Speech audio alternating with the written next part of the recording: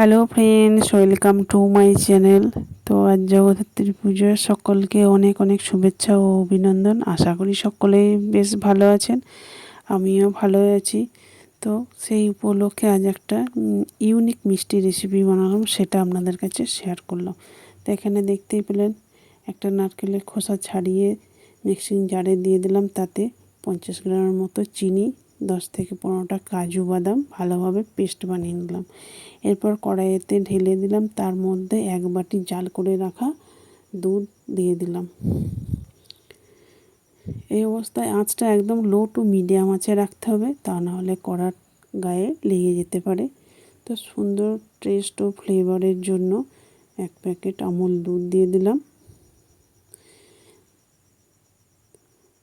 তো সব উপকরণ এবারে ভালোভাবে মিশিয়ে নেব, অনবরত নাড়তেই থাকবো যতক্ষণ না একদম শুকিয়ে আঠালো হয়ে আসছে। তো মিক্সিং জারটাও ধুয়ে দিয়ে দিলাম।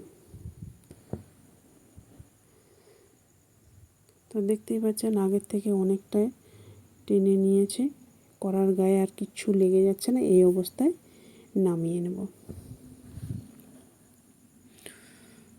তো দেখুন নামিয়ে কিছুক্ষণ ঠান্ডা করে নিলাম। এরপর হাতে ঘি লাগিয়ে আমি এটাকে 3টে ভাগে ভাগ করে নিলাম। তো একটা ভাগের মধ্যে আমি দেখুন একটা অরেঞ্জ কালার মিশিয়ে নিচ্ছি,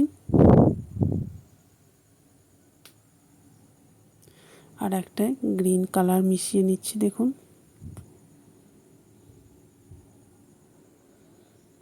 তো আমার 3টে কালার হলো। এরপর আবারও হাতে ঘি মাখিয়ে নিলাম। এরপর ছোট ছোট গোল গোল বলের মতো বানিয়ে নিলাম। তো 3টে দেখুন 3 ধরনের সাইজ রয়েছে। হলুদটা আছে ছোট, তার থেকে একটু বড় সবুজটা, তার থেকে একটু বড় সাদাটা। এরপর সবুজটা একটু গোল বাটির মতো করে তার মধ্যে হলুদ কালারেরটা দিয়ে দিলাম। এরপর এটাকে আমি সাদা অংশটার মধ্যে দিয়ে ঢাকা দিয়ে দেবো। দেখতে পাচ্ছেন গোল গোল বাটির মতো করে ওর মধ্যে দিয়ে ঢেকে দেবো। তো আপনাদের বোঝানোর জন্য আরও একটা বানিয়ে দেখিয়ে দিচ্ছি দেখুন। তো যারা আমার ইউটিউব চ্যানেল থেকে দেখছেন, একটা সাবস্ক্রাইব করে পাশে থাকবেন, পাশে থাকা বেল বাটনটি অল করে রাখুন, তাহলে আমার নতুন নতুন রেসিপি ছাড়ার সাথে সাথে সবার আগে আপনার কাছে পৌঁছে যাবে। তো দেখতেই পেলেন। তো বাড়িতে একবার হলেও অবশ্যই বানিয়ে দেখুন, কেমন হলো কমেন্ট করে জানাতে ভুলবেন না।